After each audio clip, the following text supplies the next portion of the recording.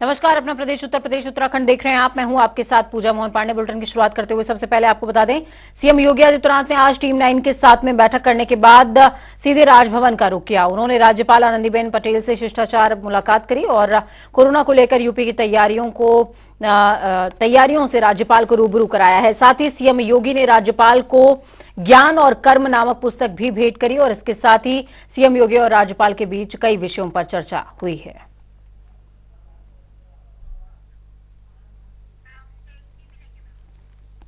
लखनऊ के इंदिरा गांधी प्रतिष्ठान में जेंडर अभियान के समापन कार्यक्रम में जेंडर चैंपियन महिलाओं को प्रशस्ति पत्र देकर सम्मानित किया गया। इस कार्यक्रम में डिप्टी सीएम केशव प्रसाद मौर्य, राज्य मंत्री विजय लक्ष्मी मौजूद रहीं और इस कार्यक्रम में यूपी के तमाम जिलों से सहायता समूहों में काम करने वाली महिलाओं ने भी हिस्सा लिया है। केशव प्रसाद मौर्य ने इस दौरान कहा कि जब से प्रधानमंत्री नरेंद्र मोदी के हाथ में बागडोर आई है, तब से महिला सशक्तिकरण का मंत्र दिया गया। साथ ही उन्होंने कहा कि 2014 से पहले महिला सशक्तिकरण का काम नहीं हुआ करता था। साथ ही केशव प्रसाद मौर्य ने यह भी कहा है कि बेटे के रूप में प्रधानमंत्री नरेंद्र मोदी हैं तो बेटी के तौर पर राष्ट्रपति द्रौपदी मुर्मू हैं। जो लैंगिक भेदभाव के विरुद्ध एक जनजागरण का अभियान था, उस अभियान को उत्तर प्रदेश में भी सफलतापूर्वक तो संचालित किया गया और उस कार्यक्रम का समापन था। हमारी राज्य मंत्री श्रीमती विजय लक्ष्मी गौतम जी और सभी विभाग के अधिकारीगण इस कार्यक्रम में हिस्सा लिए हैं।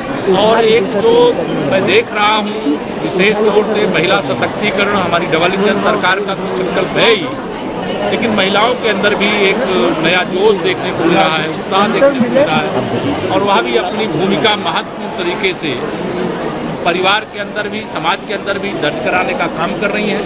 मैं उन्हें आश्वस्त करता हूं माननीय प्रधानमंत्री जी के मार्गदर्शन में, माननीय मुख्यमंत्री जी के मार्गदर्शन में जो महिला सशक्तिकरण का काम चल रहा है। तो वहीं दूसरी तरफ इटावा पहुंचे अखिलेश यादव ने योगी आदित्यनाथ पर तंज कसते हुए कहा कि बगल में करहल है, वहां मुख्यमंत्री फुटबॉल खेलने आए थे। वो तो अच्छा हुआ कि जसवंत नगर नहीं आए। यहां के लोग स्प्रिंग की तरह हैं, जितना दबाओगे उतना उछलेंगे। उन्होंने कहा कि सभी विधानसभाओं में जीत मिली, भोगांव में इतनी उम्मीद नहीं थी। इतना ही नहीं, अखिलेश ने कहा कि एक विधायक से मिलने कानपुर गए तो उन्हें महाराजगंज पहुंचा दिया। वो जहां ले जाएंगे हम वहीं अपने नेता से मिलने जाएंगे। साथ ही उन्होंने कहा कि जिस दिन वो ऐलान कर देंगे उसी दिन अन्याय बंद हो जाएगा। हम किसानों की सेवा करने आए हैं और हम नेताजी के रास्ते पर चलते रहेंगे। अधिकारी हाथ खड़े कर लेते हैं, कहते हैं कि ऊपर से निर्देश ये है कि आपको हम फंसाएं। तो जब सरकार खुद फंसाना चाहती है तो विपक्ष के पास रास्ता क्या है? महंगाई चरम सीमा पर है, भ्रष्टाचार चरम सीमा पर है, बेरोजगारी चरम सीमा पर है, निवेश के नाम पर झूठे सपने दिखा रहे हैं। इनसे पूछे भारतीय जनता पार्टी के लोगों से, जिस समय इन्होंने निवेश के लिए पहला कार्यक्रम किया था, उसमें जो एमओयू हुए थे, उसमें जमीन पर कितना आया है? उसके बाद डिफेंस एक्सपो हुआ था, डिफेंस एक्सपो के माध्यम से निवेश कितना आया है? और अब जब सरकार ने अपने मंत्रियों को जगह जगह भेजा है, तो सरकार को कम से कम ये सार्वजनिक करना चाहिए कि किन किन उद्योगपतियों ने, कितने इन्वेस्टर्स ने एमओयू साइन किए और जमीन पर लेकर के उनको उतारने जा रहे हैं। आपकी इंडस्ट्रियल पॉलिसी क्या है? जिस पॉलिसी के तहत आप इन्वेस्टर्स को लेकर के आएंगे? सरकार केवल झूठे सपने दिखा रही है, सरकार के लोग बैठ करके झूठ बोल रहे हैं। इसलिए समाजवादी पार्टी लगातार इनको सावधान भी करेगी और जनता को बताएगी भी, और जहां जरूरत पड़ेगी आंदोलन की तो आंदोलन भी होगा और जरूरत पड़ेगी तो जेल भरो आंदोलन भी बहुत जल्दी शुरू होगा।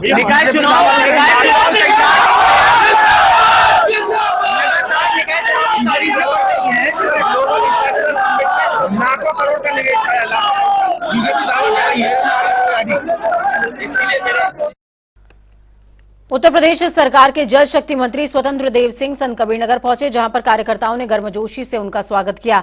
किसान दिवस के मौके पर किसान गौ और गांव संवर्धन अभियान कार्यक्रम में बतौर मुख्य अतिथि के तौर पर उन्होंने हिस्सा लिया है और इस दौरान उन्होंने ट्रैक्टर को चलाकर किसानों को यह संदेश दिया कि हमारी सरकार किसानों के साथ है। साथ ही उन्होंने कार्यक्रम में लगाए गए प्रदर्शनी को देखा, किसानों से बातचीत करी। कार्यक्रम में तमाम किसानों को सम्मानित किया।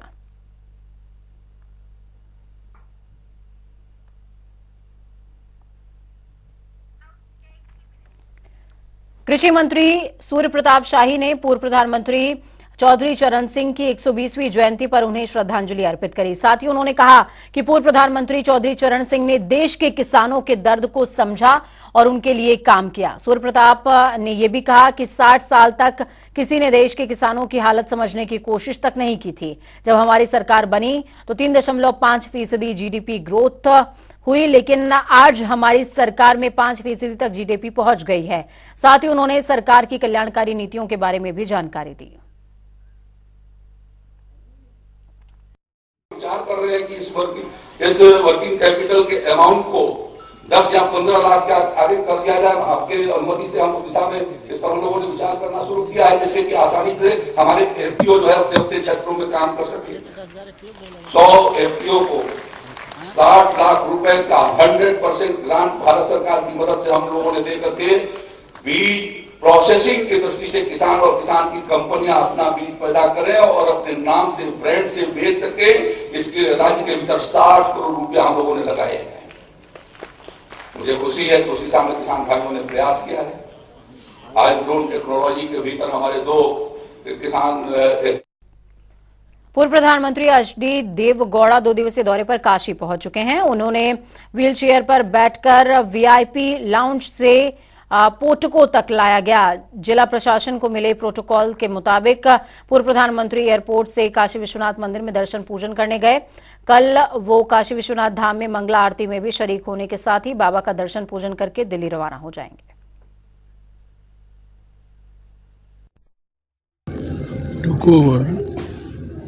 And also the Prime Minister took over. A lot of changes has been made so far as Kashi Vishwanath temple. कैसा बदलाव देख रहे हैं आप? काशी आए हैं, I have come to Kashi Vishwanath several years back after the new development of the present Prime Minister selected this constituency.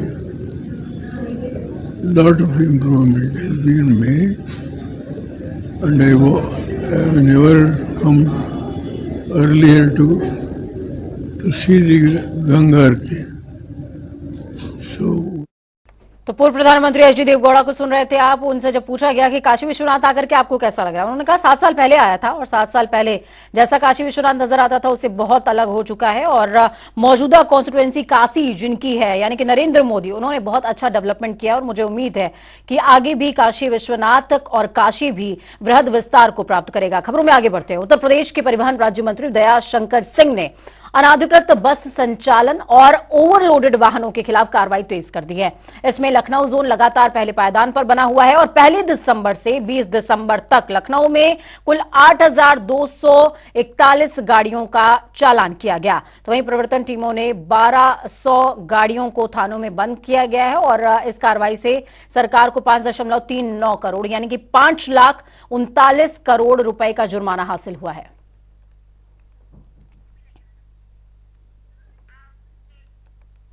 आपको बता दें कि मिसेस इंडिया माय आइडेंटिटी 2022 की प्रतियोगिता का खिताब मिर्जापुर की वैशाली वर्मा ने जीता है। प्रतियोगिता का आयोजन 19 दिसंबर को थाईलैंड के पटाया शहर में हुआ था। इसमें 24 राज्यों से एक कंटेस्टेंट ने हिस्सा लिया था। मिसेस इंडिया माय आइडेंटिटी 2022 की विजेता का खिताब वैशाली वर्मा ने अपने नाम करते हुए निशा प्रधान दूसरे स्थान पर रही और नरपिंदर कौर तीसरे स्थान पर रही। वैशाली चुनार के उस्मानपुर की रहने वाली हैं। उन्होंने इलाहाबाद विश्वविद्यालय से न्यूट्रिशन में मास्टर डिग्री हासिल की है। तो वहीं दिल्ली के अस्पताल में डायटीशियन के तौर पर कार्यरत भी हैं।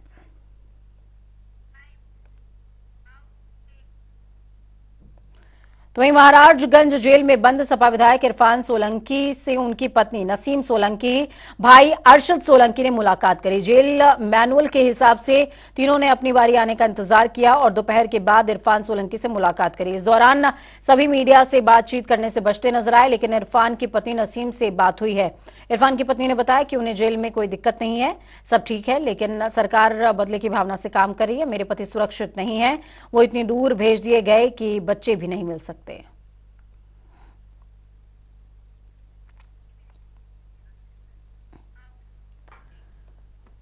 यूपी के नगर विकास और ऊर्जा मंत्री ए.के. शर्मा ने नगरों की साफ सफाई और सौंदर्यीकरण के लिए 75 घंटे 75 जिले के अभियान में लखनऊ को नंबर 1 बताया है और वो आया भी है। अगले हफ्ते इसके लिए नगर निगम टीम को सम्मानित भी किया जाएगा। आयुक्त इंद्रजीत ने कहा कि शहरी क्षेत्रों में रहने वाले लोगों को स्वच्छ और स्वस्थ नगरीय वातावरण उपलब्ध कराने की हर कोशिश की जा रही है। तो वहीं ए.के. शर्मा ने नगर सुशोभन अभियान में नगर आयुक्त इंद्रजीत सिंह के प्रयासों की सराहना करी। मंत्री ने नगरीय निकायों में साफ किए गए कूड़ा स्थलों को सुंदर भव्य बनाने की कोशिश की जा रही है, इस बात का जिक्र भी किया है।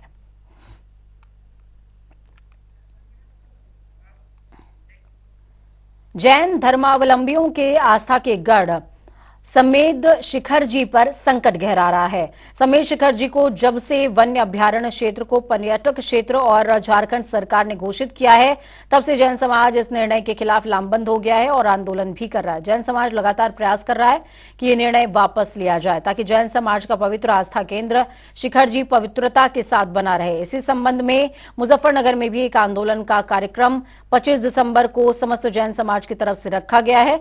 जैन समाज के मार्च के बाद राष्ट्रपति, प्रधानमंत्री, केंद्रीय मंत्री, वन और अभ्यारण्य, मुख्यमंत्री झारखंड के नाम एक ज्ञापन जिलाधिकारी मुजफ्फरनगर को सौंपेगा। इसी को लेकर जैन समाज के लोगों ने एक बैठक भी बुलाई थी।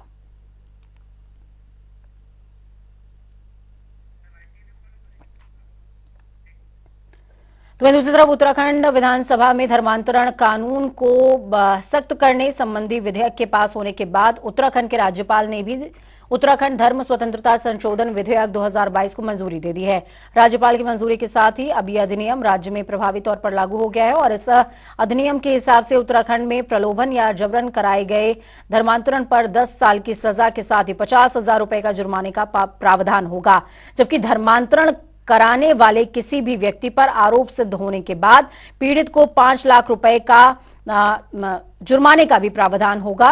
उत्तराखंड के मुख्यमंत्री पुष्कर सिंह धामी का साफ तौर पर कहना है कि राज्य में धर्मांतरण को रोकने के लिए हम सख्त कानून बना रहे हैं, जिसकी आवश्यकता भी थी, जो राज्यपाल की मंजूरी के बाद लागू हो गया है।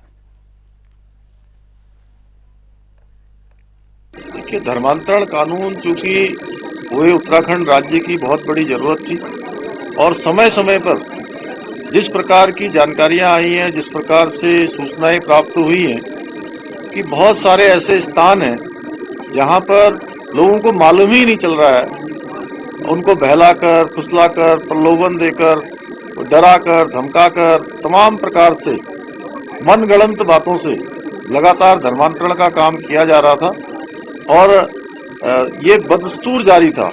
उसको रोकने के लिए यहाँ पर एक कड़ा कानून जरूरी था, जिसको हमारी सरकार ने हमने तय किया कि उत्तराखंड के अंदर जो भी अब धर्मांतरण के मामले में कहीं भी पाया जाएगा, जो भी इस प्रकार के गलत काम करते हुए पाया जाएगा, उसके खिलाफ कड़ी कार्रवाई होगी। देश में कोरोना का नया वेरिएंट ओमिक्रॉन FB7 आने के बाद उत्तराखंड सरकार भी सक्रिय हो गई है। सरकार के स्तर पर कोरोना की रोकथाम संबंधी गाइडलाइंस जारी कर दी गई हैं। तो वहीं मीडिया से बातचीत में सचिव स्वास्थ्य डॉक्टर आर राजेश कुमार ने बताया कि सभी जिलाधिकारियों को जरूरी सतर्कता अपनाने के निर्देश दिए गए हैं।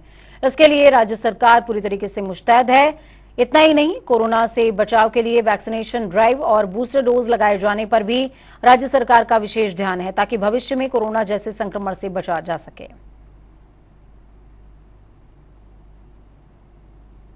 देखिए, अभी कल मैंने इंस्ट्रक्शंस जारी किए थे, SOP जारी किए थे, तो उसमें ये बात स्पष्ट तौर पे बताई गई थी कि जो भीड़ भाड़ वाले इलाके हैं वहाँ पे मास्क पहनने हेतु इनकरेज किया जाए, प्रेरित किया जाए।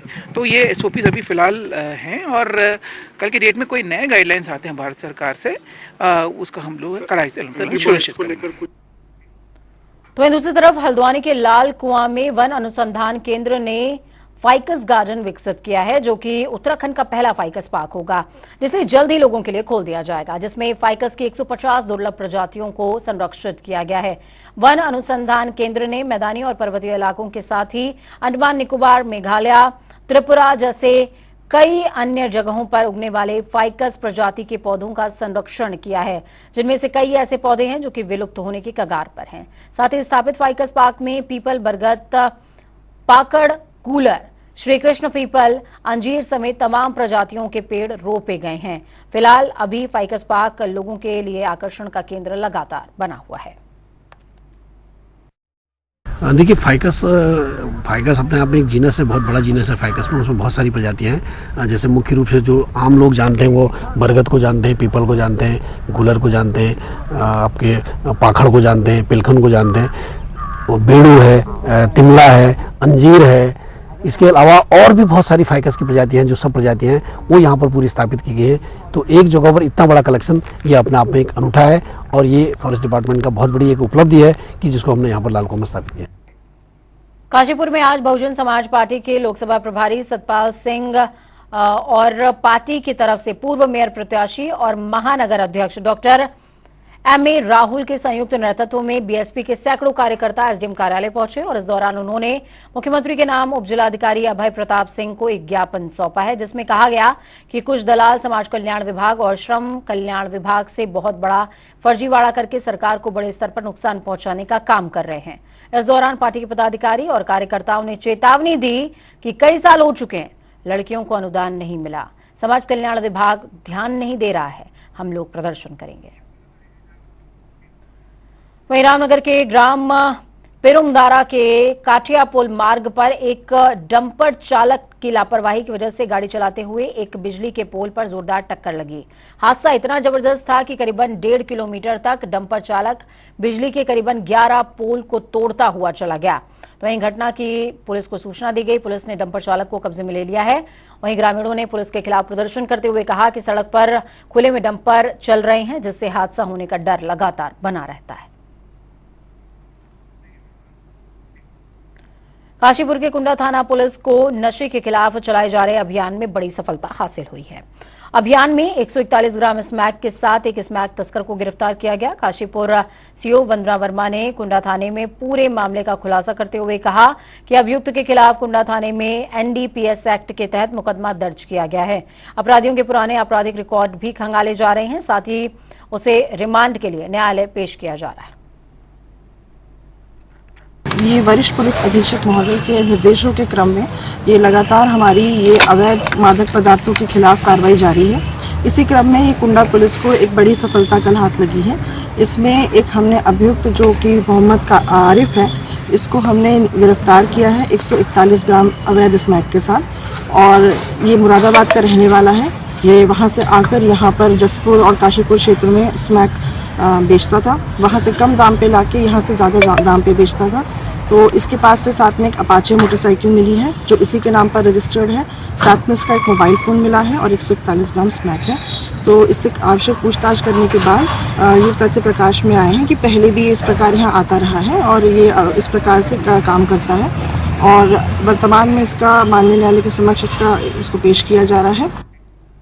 हरिद्वार के सिरकुल में निजी कंपनी बिग सैलो ने बिना किसी कारण के 600 से ज्यादा वर्कर्स को कंपनी से बाहर का रास्ता दिखा दिया, जिसके बाद 1 महीने से इंसाफ पाने को दर दर भटक रहे पीड़ित वर्कर्स अपनी मांगे पूरी करने को लेकर आज कलेक्ट्रेट भवन पर धरना प्रदर्शन करते नजर आए। धरना स्थल पर पहुंचे एसडीएम पूर्ण सिंह राणा ने धरना खत्म कराने को लेकर महिला कर्मचारियों से बातचीत की, साथ ही पूरे मामले की जानकारी ली। कंपनी की महिला कर्मचारियों का कहना है कि बिना किसी को नोटिस दिए वर्कर्स को कंपनी से बाहर कर दिया गया और ना ही हमें बताया गया ना कि कंपनी बंद हो रही है। कंपनी मैनेजमेंट हमारी बात सुनने को राजी नहीं। हमारे बच्चे भूख से मरने की कगार पर हैं। जब तक वर्कर्स को इंसाफ नहीं मिल जाता हम भूखे प्यासे धरने पर यूं ही इसी तरह बैठे रहेंगे। 100 कर्मचारी अचानक निकाल दिए गए। पहले तो काम करवाते रहे, बताया नहीं कि कंपनी बंद हो रही है। सर अचानक निकाला, अब हम लोग कहाँ जाए? इतने साल से काम कर रहे थे, ना तो कोई नोटिस ना तो कोई पता, कंपनी बंद हो रही है। पहले से बताते हम कहीं काम ढूंढ लेते, अचानक निकाला। अब हम मांग ये है कि हम कंपनी में काम करते थे बिग सैलो में, और बिग सैलो में काम करते करते उन्होंने ना तो हमें नोटिस दिया, क्या मतलब काम नहीं करते, हम कर्मचारी नहीं थे। जो एक इंडस्ट्री यहाँ पर रन कर रही थी उनके द्वारा इंडस्ट्री को बंद कर दिया गया है, और जो उसके कर्मचारी थे नियर अबाउट 2000 से ऊपर है, तो उन लोगों का एकदम जॉब बंद हो गया है। तो उसी के लेके कुछ चीज़ें जो इनिशिएट की गई है, एक तो ट्रिब्यूनल में केस गतिमान है कि विदाउट परमिशन उनके द्वारा जो इंडस्ट्री को बंद किया गया है बिना शासन की अनुमति के, और दूसरा लेबर कोर्ट में भी इनके खिलाफ कार्रवाई गतिमान है। तो जो भी चीज़ें हैं वो एज़ पर लॉ की जा रही है, और जो कार्मिक है उनको चीज़ों को फैसिलिटेट करना डीएम साहब के द्वारा भी वार्ता की जा चुकी है और आज मेरे द्वारा भी की गई है। उनको फैसिलिटेट करना हम सब लोगों का प्रायोरिटी है। हरिद्वार का सौंदर्यीकरण और जाम की स्थिति से निजात दिलाने के लिए मुख्यमंत्री पुष्कर सिंह धामी ने जिला प्रशासन को सख्त दिशा निर्देश दिए। सीएम धामी ने कहा कि अवैध अतिक्रमण को जल्द से जल्द हटाया जाए। जिला प्रशासन अवैध अतिक्रमण हटाने को लेकर लगातार कार्रवाई में जुटा हुआ है। आज ज्वालापुर क्षेत्र में जिला प्रशासन ने जेसीबी के जरिए अवैध अतिक्रमण को हटाने का काम किया है। उसके साथ ही जहां जहां अवैध अतिक्रमण हटाया जा रहा है वहां सड़क के चौड़ीकरण का भी काम हो रहा है। महोदय के निर्देश पर पूरे शहर में अतिक्रमण हटाओ अभियान चल रहा है। उसी के तहत आज हम लोग यहाँ फुल जटवाड़ा से लेकर के सराय रोड में आगे की तरफ बढ़ रहे हैं और आप देख रहे हैं कि कुछ पक्का जो स्ट्रक्चर है जो रास्ते में आवागमन के लिए अवरुद्ध हो रहा है, अवरुद्ध कर रहा था रास्ता। एक परमानेंट अवैध अतिक्रमण होता है जो कि सरकारी संपत्ति या नगर पालिका की संपत्ति पर परमानेंट लोग अपना मकान बना लेते हैं, उस पर लेंटर डालकर रहने लगते हैं। एक तो दूसरा अतिक्रमण इस टाइप का होता है जो गरीब लोग अपने रेहड़ी लगाकर फल बेचकर फल। तो चलिए फटाफट अंदाज में 2 मिनट में 10 अहम जिलों का रुख करेंगे। आगरा के थाना हरिपर्वत पुलिस को मिली बड़ी कामयाबी। सीसीटीवी फुटेज और टीम की मदद से 2 लुटेरे अभियुक्तों को किया गया गिरफ्तार। महिला की तहरीर पर हरिपर्वत पुलिस ने दर्ज किया था मुकदमा। हमीरपुर जिले के जलालपुर में अज्ञात कारणों के चलते 20 वर्षीय युवक ने गांव के बाहर खेतों में लगे नीम के पेड़ पर फांसी लगाकर कर लिया आत्महत्या। सूचना पर पहुंची पुलिस ने शव को कब्जे में लेकर पोस्टमार्टम के लिए भेजा। युवक की मौत से परिजनों में मचा कोहराम। लखनऊ गोंडा हाईवे पर हुआ भीषण सड़क हादसे में एक व्यक्ति की मौके पर हुई दर्दनाक मौत। 2 लोग घायल। मृतक युवक की नहीं हो सकी पहचान। कार्रवाई में जुटी पुलिस। रामनगर में कार चालक ने टक्कर मारकर 5 साल की मासूम बच्ची को उतारा मौत के घाट। वाहन चालक वाहन लेकर मौके से हुआ रफू चक्कर। घटना की सूचना देने के बाद भी करीबन 2 घंटे तक घटनास्थल पर नहीं पहुंची पुलिस। सहारनपुर के थाना जानकीपुर क्षेत्र में कुछ लोगों ने एडीओ पंचायत कुंवरपाल पर किया जानलेवा हमला। एडीओ ने हमला करने वाले युवकों को पहचानने का किया दावा। घायल का हुआ मेडिकल। तहरीर के आधार पर कार्रवाई की कही बात।